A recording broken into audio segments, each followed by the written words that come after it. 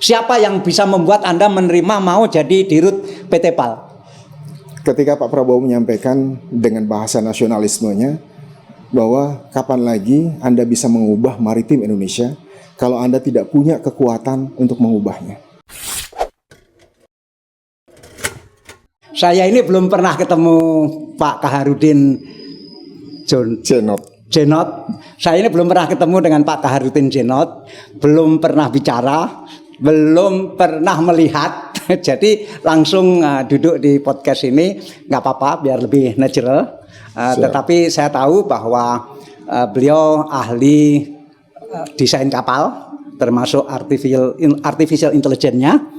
Kemudian lulusan Jepang sejak S1, S2, S3. Dan tentu juga ahli tentang desain kapal selam. Karena itu kita akan bicara di sekitar itu. Pak Kaharudin Jenot, Pak Kaharudin. Kenapa Jenot? Nama kakek saya, Bapak. Oh, Jenot. Jenot itu dari bahasa Arab ya? Kurang tahu asalnya. Jenot, ya saya harus membiasakan. Pak Jenot, dipanggil Pak Kaharudin atau Pak Jenot? Bisa Pak Kahar, bisa Pak Jenot. Pak Jenot, ya. Nah, Pak Jenot ini kalau lihat namanya ini kakeknya Makassar. Ya, betul. Dari pihak Bapak. Dari Bapak. Kalau Ibu Surabaya. Ibu Surabaya. Kenapa Ibu orang Makassar kawin dengan orang Surabaya? Bapak waktu itu dinas di Surabaya, di Marinir. Oh, ayah Anda marinir. Iya. Wah, Anda ini anak kolong. Anak kolong, betul. Ya, marinir. Pangkat terakhir Bapak apa? Pangkat terakhir Peltu, Bapak. Bintara. Jadi masih hidup beliau? Sudah meninggal. Oh, sudah tahun meninggal. 97. Kalau Ibu? Ibu masih sehat. Masih. Oh, alhamdulillah. Ibu sehat? Alhamdulillah. Nah, kemudian dulu Anda sekolah di Surabaya ikut Ibu atau di Makassar ikut ayah?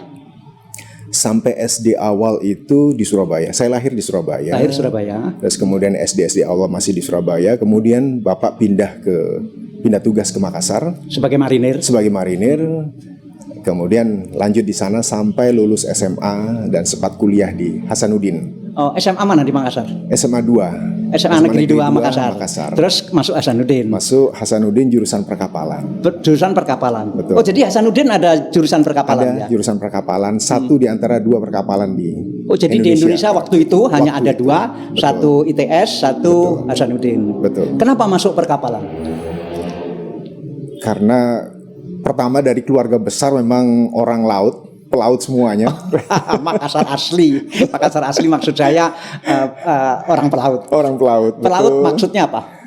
Kapten kapal memang pelautnya, hanya bapak saya saja yang marinir. Meskipun angkatan laut tapi bukan. Saudara-saudara ayah itu pelaut semua. Semuanya pelaut. Dalam pengertian kapten kapal. Betul. Ayah marinir. Betul. Karena itu Anda terobsesi jadi pelaut juga. Dari kelas 2 SD saya tuh punya cita-cita yang saya tulis ketika ada PR dari guru saya di Surabaya waktu itu, masih SD kelas 2. Judulnya Cita-citaku. Jadi yang saya tulis adalah saya ingin bisa membuat kapal dan pesawat agar orang tua saya dan guru saya bisa pulang ke Sulawesi dengan gratis. Hebat. Akhirnya kelas 2 SD. Jadi memang sudah terobsesi begitu. Di kampung mana SD-nya? Di Pucang. Oh, di Pucang. SD Pucang. Oh, oke. Pucang Surabaya.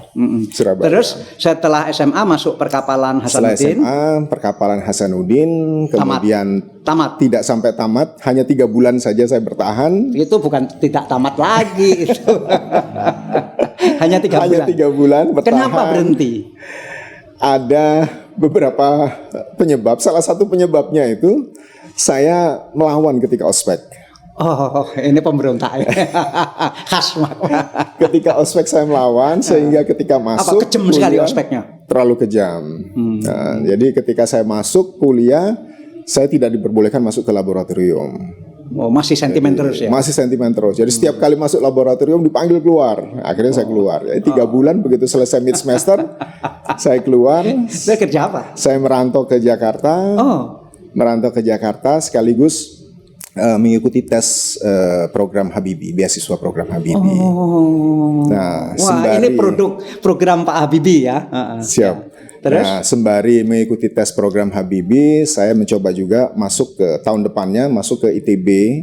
Lulus? Lulus di jurusan penerbangan. Tahun Lulus itu maksudnya lulus tes. Lulus tes. Jurusan? Penerbangan.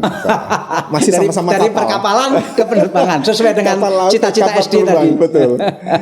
Gagal di kapal mau ke pesawat terbang. Mau pesawat. Terus kemudian 2 bulan berikutnya ada panggilan tes lanjutan untuk program Habibie ke Jakarta. Sehingga saya ambil itu, saya ke Jakarta menyelesaikan tesnya dan alhamdulillah lulus, dinyatakan lulus untuk program Habibie. Tahun 92 saya berangkat. Ke mana? Ke Tokyo masih. Oh, ke Tokyo. Jadi berhenti di ITB 3 bulan. Berhenti di ITB 2 bulan. Jadi di Hasanuddin 2 bulan, 3 bulan, di ITB 3 bulan. Ya, anunya dari alma maternya banyak lah. Betul. Nah, terus kemudian sempat di Tokyo 1 tahun untuk pelajaran bahasa. Oh, 1 tahun belajar bahasa. Bahasa. Kalau untuk S1 ada kewajiban untuk itu. Oh. Jadi 1 tahun bahasa di Tokyo, kemudian mengambil selesai. S1, selesai. Artinya bisa. Iya. Itu sudah menjadi syarat untuk masuk ke pendidikan S1 di Sulit Jepang. nggak bahasa Jepang? Kalau bahasa itu lebih pada bawaan, bakat. Jadi kalau memang bakatnya bagus ya. Anda merasa berbakat nggak? Saya merasa berbakat, sehingga jadi, saya menjadi juru bicara di angkatan ini. Dari satu angkatan. Ya, memang pintar lah kelihatannya. Jadi setelah 1 tahun belajar bahasa Jepang, terus Kemudian saya masuk S1 di Nagasaki Institute. Oh, di kota Nagasaki. Kota Nagasaki jurusan Institute. Perkapalan. Jurusan perkapalan. Ya, itu diharuskan oleh program Habibie atau Anda pilih sendiri? Saya memilih sendiri. Memilih sendiri. Dan diizinkan. Dan diizinkan meskipun dalam proses 1 tahun belajar bahasa itu supervisor yang dari program Habibie yang di Tokyo itu seringkali udah pindah saja jurusan IT karena waktu itu IT kan begitu mulai naik ya tren gitu. Cuman memang karena saya passion saya di perkapalan, cita-cita saya perkapalan, saya tetap harus di perkapalan. Itu di S1 saya. Berapa tahun? S1 saya 4 tahun. Itu di sebelah mana ya? Kebetulan saya pernah ke Nagasaki. Nagasaki di Kyushu, persis berseberangan dengan Busan, Korea. Oh ya, kira-kira saya tahu. Betul. Saya dulu dapat undangan dari pemerintah Jepang untuk bisa ke Jepang, tapi saya bilang saya nggak mau, saya lagi sibuk sekali.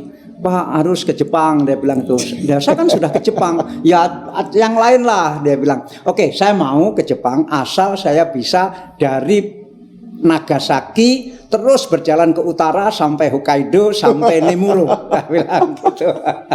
Pemerintah Jepang bilang, oh iya, Gaimuso waktu itu. Ya silakan begitu. Ya, karena itu saya jalan dari Nagasaki terus ke atas sampai ke Hokkaido. Sampai ke yang ujung paling utara, Nemuro dekat Kuril Island. Jadi kira-kira.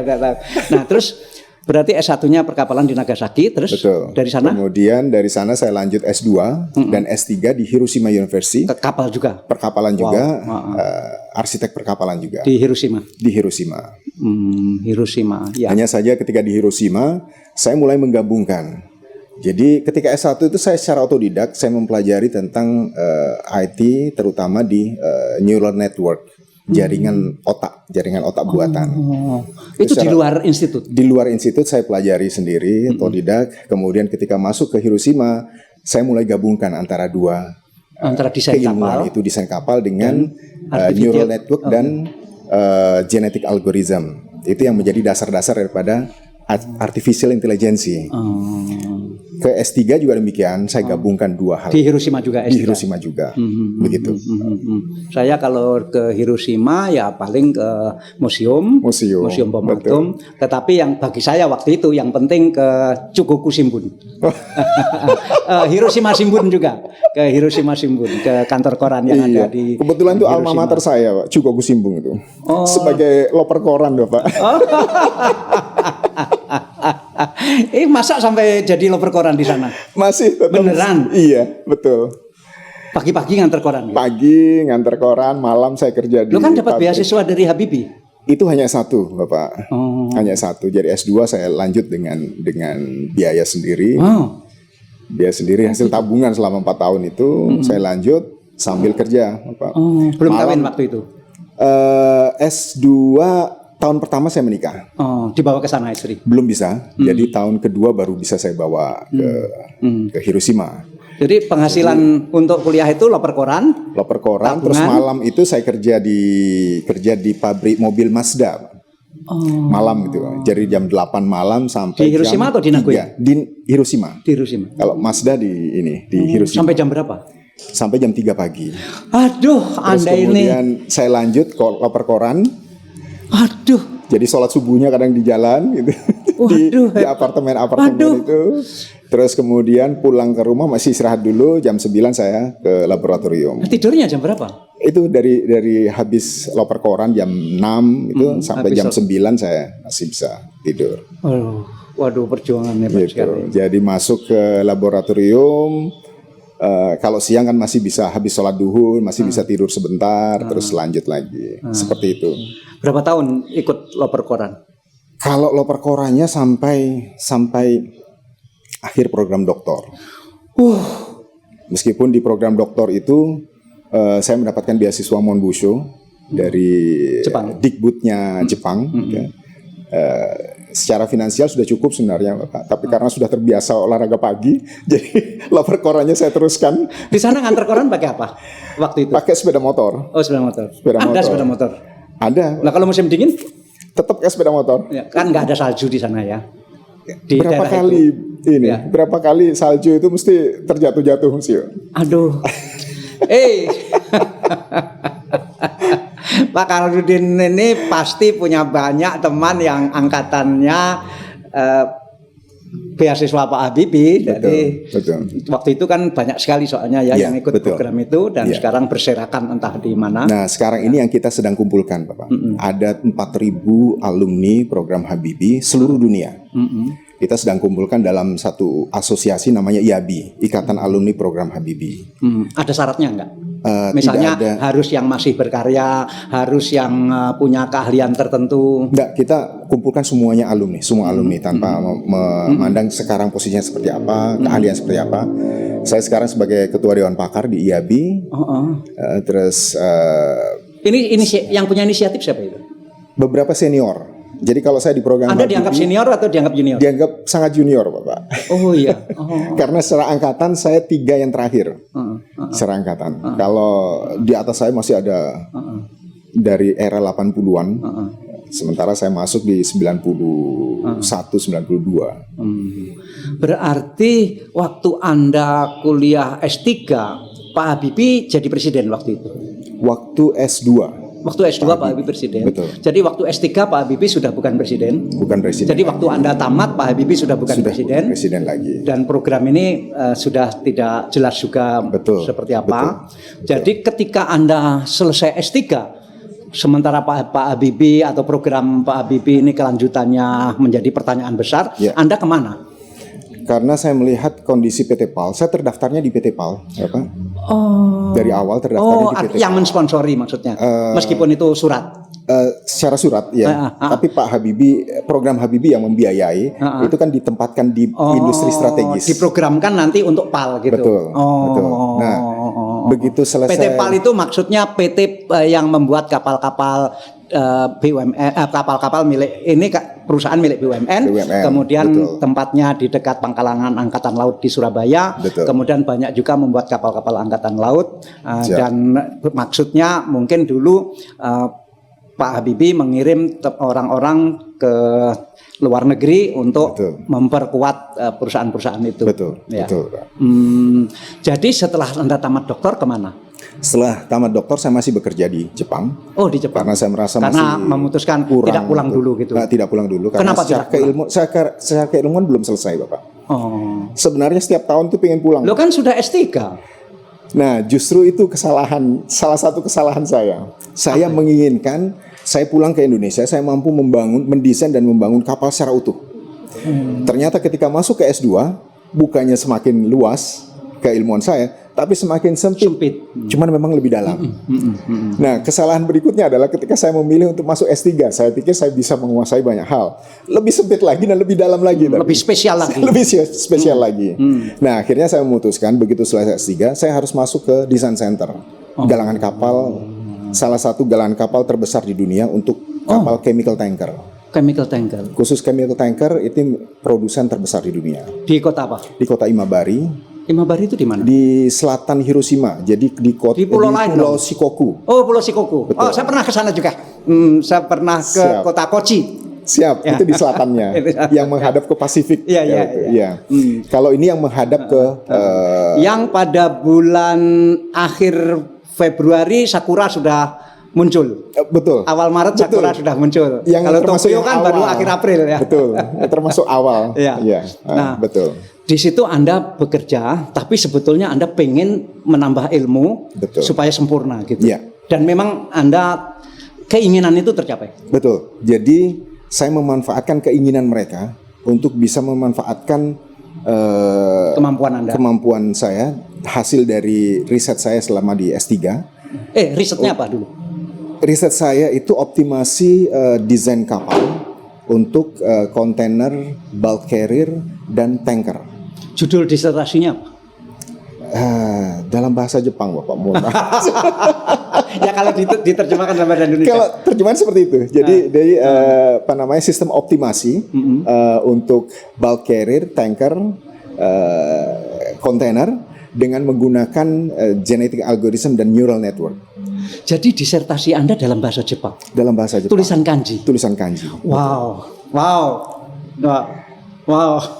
Gitu. Hanya ada bahasa Inggrisnya itu di summary-nya saja. Oke. Terus Gitu. tadi lanjutkan. Begitu saya merasa bahwa ini masih teoritis sistem yang saya bangun. Saya harus bisa menerapkan ini di galangan kapal yang sebenarnya sehingga saya bisa mendapatkan ilmu ini matang. Teori yang saya teruji secara komersial. Ya. Betul. Sehingga saya masuk ke salah satu galangan kapal namanya Shinkurushima Dockyard. Di situ ada negosiasi.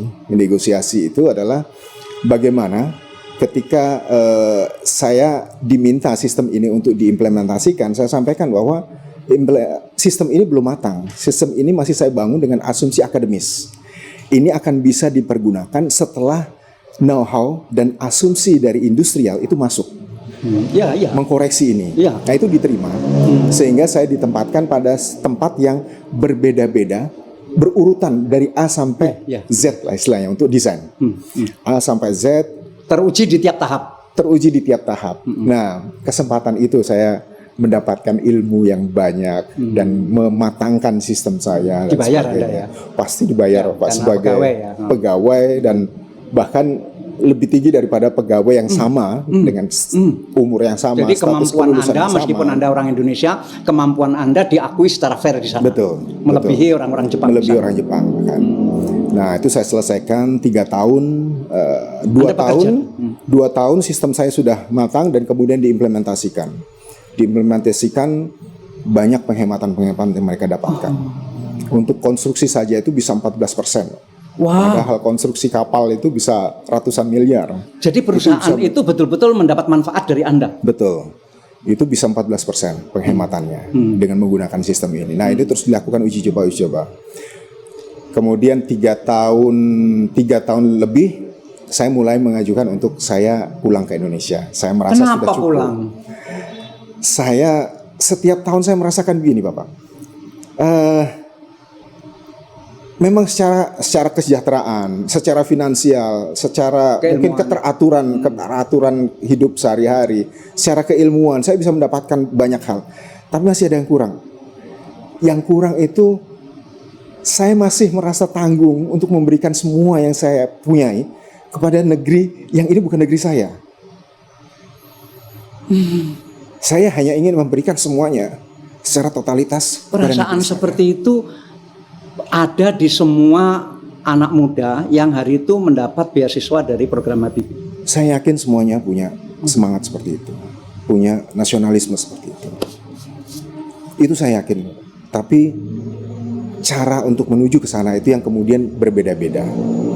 Saya memutuskan untuk kembali ke Indonesia, tidak kembali ke PT PAL, tapi saya ingin menciptakan sendiri satu perusahaan dengan atmosfer yang profesional, sebagaimana Jepang melakukan itu.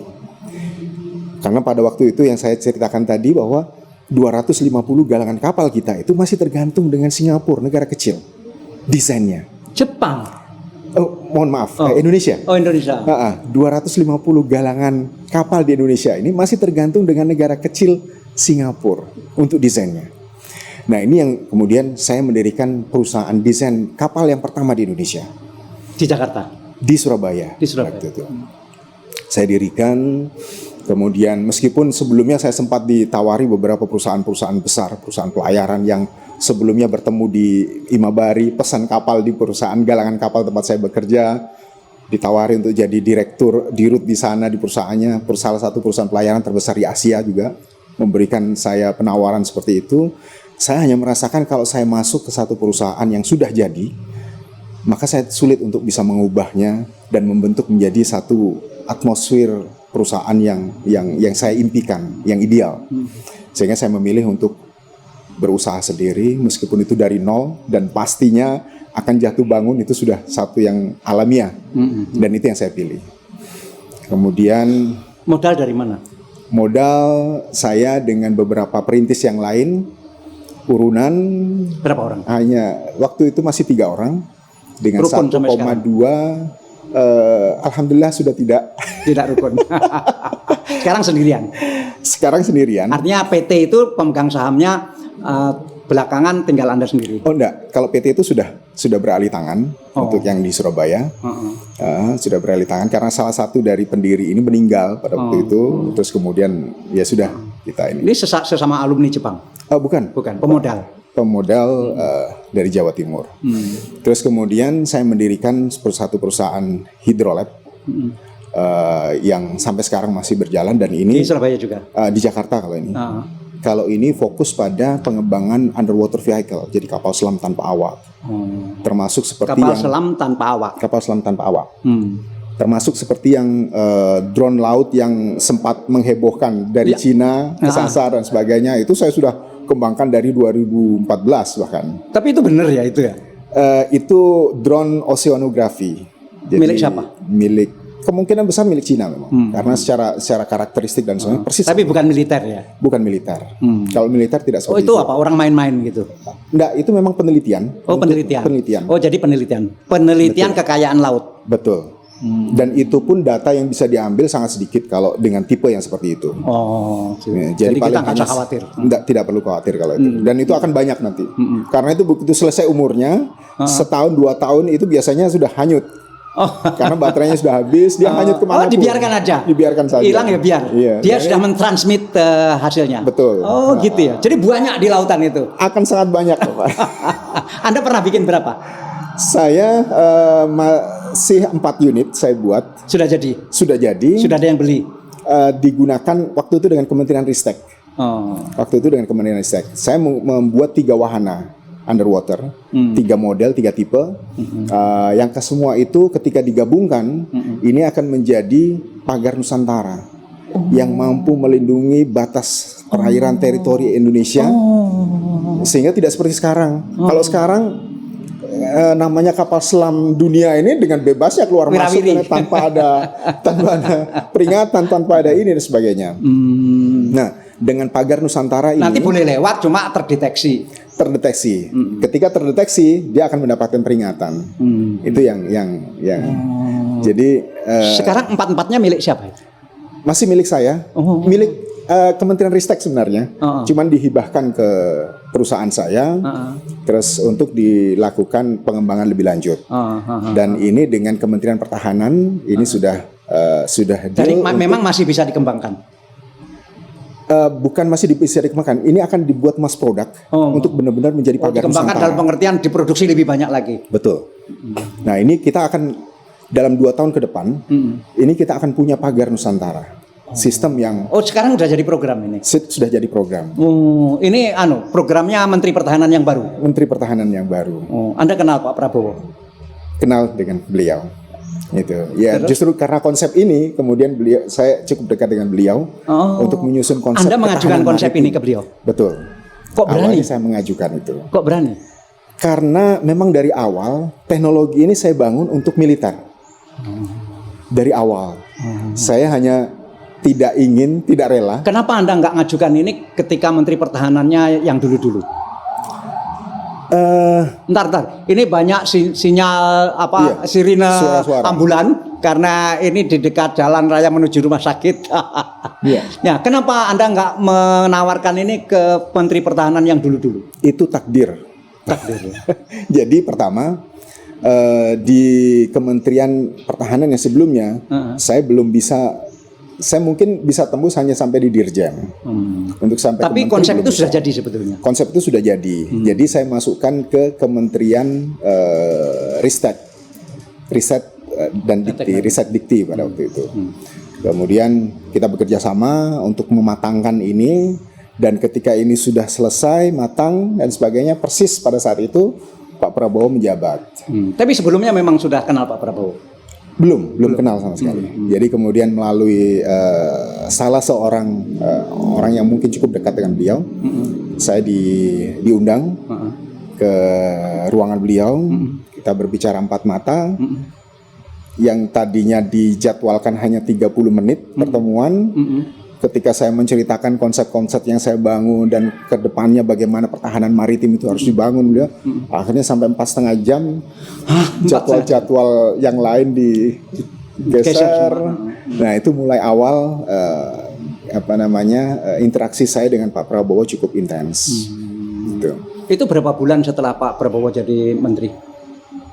Kira-kira 10 bulan. 10 bulan setelah beliau menjadi menteri. Kenapa waktu saya jadi menteri Anda nggak ketemu saya? Kenapa? Dan saya ini bodoh banget. Saya ini kan orang Surabaya, dia orang Surabaya. Kenapa saya nggak tahu dia? Ternyata bodoh banget saya ini. Mungkin karena begini, Pak Dahlan. Jadi dunia maritim atau perkapalan itu cukup tertutup, eksklusif. Nah, sehingga ketika saya memiliki produk atau karya seperti ini pun, itu paling hanya beredar di kisaran-kisaran masyarakat maritim saja. Tapi kan mestinya ada orang yang ngomong ke saya bahwa di Surabaya ada ahli seperti Anda. Waduh, ini bagian dari kebodohan saya. Waktu itu tahun 2012. 12 sampai 14. Oh iya, iya. Pada waktu itu saya sudah 2012 itu saya sudah jadi ketua konsorsium pengembangan kapal selam nasional oleh KKIP. Oh, KKIP. Loh, saya kan wakil ketua KKIP. Nggak pernah ketemu ya. Aduh. Saya ini wakil ketua KKIP. Iya. Berarti Anda kenal Pak Safri? Betul. Safri Samsudin. Pak Laksamana Sumarjono waktu itu sebagai ketua hariannya. Oke, saya minta maaf. Saya minta maaf bahwa saya tidak kenal Anda waktu itu. Dan tapi ya syukurlah sekarang Anda sudah menemukan jalan yang benar. Ya. Betul. Syukur ilmu Anda akan dimanfaatkan sehingga memang masa depan kapal selam itu seperti apa? Apakah masih seperti ini yang tenggelam, yang masa depannya seperti apa? Sebenarnya kapal selam yang tenggelam ini kita berbicara secara umum. Ya, dan ilmu. Iya. Bukan secara kasus keilmuan, ya. Seluruh desainer kapal maupun kapal selam seluruh dunia itu ketika mendesain kapal itu selalu mengasumsikan masa layaknya adalah 25 tahun. Oh. Itu pertama. Oh. Nah, dalam prosesnya ketika maintenance-nya bagus dan sebagainya itu masih bisa digunakan sampai 30 tahun. Kecuali kapal komersial, kapal niaga dan sebagainya itu biasanya masih lebih daripada 30 tahun. Kalau di Indonesia terutama gitu. Nah, tapi enggak juga. Sekarang ini kapal-kapal yang umurnya baru 20 tahun sudah dijual dan pembelinya itu tidak akan mengoperasikan kapal itu, tapi untuk digergaji dijual sebagai besi tua. Lebih menguntungkan. Itu hari ini. Ya. Hari ini banyak orang beli kapal yang belum terlalu tua yang tujuannya untuk digergaji. Di-scrap. Betul. Itu yang paling benar. Tapi kadang-kadang nanti harga besi juga turun ya dipakai, tapi minggu-minggu ini banyak orang beli kapal untuk digergaji padahal kapalnya masih sangat bagus. Betul. Ya. Jadi setelah jadi memang seharusnya memang ada batas ya. Ada batas. Setelah 30 tahun ada operasi-operasi terbatas saja. Itu karena kelelahan material. Betul, itu yang terutama, kelelahan material. Itu yang tidak bisa dideteksi. Iya. Jadi crack awal Crack, itu sangat sulit dideteksi kalau dari Crack awal. yang belum bisa dilihat oleh mata. Betul, betul. Nah, itu sudah akan tersimpan di hampir seluruh bodinya biasa. Tapi desain kapal selam pada masa yang akan datang itu seperti apa? Apa masih seperti ini? Ya, masa yang akan datang ini kapal selam, meskipun kapal selam yang konvensional dengan berawak itu masih tetap akan beroperasi dalam beberapa dekade ke depan. Tapi yang jelas kapal selam otonomos tanpa awak itu sudah akan menjadi yang utama, senjata alutsista utama. Termasuk ada senjata-senjata di situ. Termasuk ada senjata di sana. Tapi nggak ada awaknya. Tanpa awak, dan itu yang akan kita bangun. Posturnya lebih kecil. Posturnya lebih kecil. Yang saya sudah desain itu adalah 20 meter dengan ini membawa berapa? Yang Nanggala ini berapa meter? 62. Jadi cuma 62 sepertiganya. Sepertiganya. Sepertiganya torpedo yang bisa dibawa 4 torpedo bisa dibawa dengan kemampuan, dengan dicangkokkan artificial intelligence untuk bisa mendeteksi ini kapal musuh atau kapal kawan itu, dan berbagai kemampuan untuk survive di dalam laut. Itu yang akan kita Harga unitnya lebih murah atau lebih mahal? jauh lebih murah dibandingkan dengan yang berawak tentunya. Wow. Karena kalau berawak kita harus menyediakan fasilitas Ya, untuk tempat tidur, untuk bisa hidup, untuk bisa hidup. Bagaimana oksigennya, bagaimana ini kenyamanan. Itu jadi lebih murah ya nanti ya? jauh lebih murah. Gitu. Wah, syukurlah Anda Jauh lebih memikirkan murah itu. dan jauh lebih safety karena tidak ada orang di dalam situ itu. Dan apa namanya Fungsinya fungsi lebih dia bagus. Fungsi dia Bukan jauh lebih bagus tentunya, dan kemampuan dia untuk menembakkan juga tidak dengan serta-merta otomatis langsung ditembakkan. Dia tetap akan melakukan tahapan-tahapan deteksi elektronik ya. dan tahapan-tahapan untuk sebelum meluncurkan torpedo, sebagaimana juga kapal selam berawak. Termasuk mengambil konfirmasi dari mabes, markas besar, ditembakkan atau tidak, itu juga dilakukan. Gitu. Jadi sangat aman untuk Istri dari mana? orang Surabaya. Orang Surabaya. Alumni ITS juga. Bukan alumni apa namanya. Jadi baru lulus SMA sudah saya nikahi. Terus kemudian saya bawa ke Jepang. Anak berapa sekarang? Sekarang 4. Dia pernah diajak ke Jepang? Iya. Wow. Anak ada yang lahir di Jepang? 3 anak pertama lahir di Jepang, yang terakhir lahir di Surabaya. Anaknya 4? Betul. Mestinya kan 2 aja cukup. Biar pinter-pinter kayak bapak. Rezekinya biar lebih banyak. Laki-laki semua? Yang pertama perempuan, 3 laki-laki. Semua bisa bahasa Jepang? Sudah lupa karena kembali ke sini itu sudah apa namanya TK.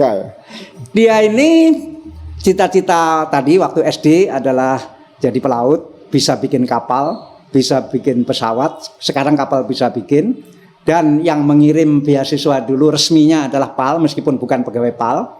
Dan saya kabarkan seminggu yang lalu dia diangkat menjadi Direktur Utama PAL Surabaya. Ya, selamat. Saya sebetulnya pengen menyarankan, kok Anda mau jadi Dirut PAL? Apa nanti nggak berisiko dan nggak sengsara? Resiko itu ada, tapi peluang untuk melakukan perubahan besar terhadap maritim Indonesia itu jauh lebih besar. Ya. Jadi hebat. Dengan Anda senang waktu ditawari jadi Dirut PAL? Awalnya memang menolak. Oh, Anda menolak? Iya. Berapa kali menolak? 2 kali saya tolak. Cukup berat saya untuk bisa menerima itu. Tapi akhirnya apa yang membuat Anda bisa menerima? Siapa yang bisa membuat Anda menerima mau jadi Dirut PT PAL? Ketika Pak Prabowo menyampaikan dengan bahasa nasionalismenya bahwa kapan lagi Anda bisa mengubah maritim Indonesia kalau Anda tidak punya kekuatan untuk mengubahnya. Wah, hebat. Oke, stop. Waktunya udah habis. Pak Kaharudin Jenot, orang yang hebat sekali. Terima kasih mau podcast hari ini. Terima kasih. Di luar ruangan supaya aman dari COVID dan Anda harus berkeringat, minta maaf ya. Selamat, mudah-mudahan PAL maju ya. Terima kasih banyak. Terima kasih banyak.